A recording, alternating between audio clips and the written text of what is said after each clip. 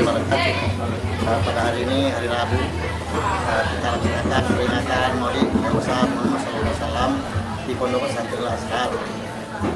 Untuk itu kita berdoa kepada Allah Subhanahu Wa Taala, semoga Allah senantiasa memberikan bimbingan kepada kita sehingga dapat melaksanakan atau mengikuti jejak langkah Rasulullah SAW, sebagaimana Allah Subhanahu Wa Taala berfirman dalam Al-Qur'an ayat 1, katakanlah kuntu rasulullah sallallahu alaihi wasallam.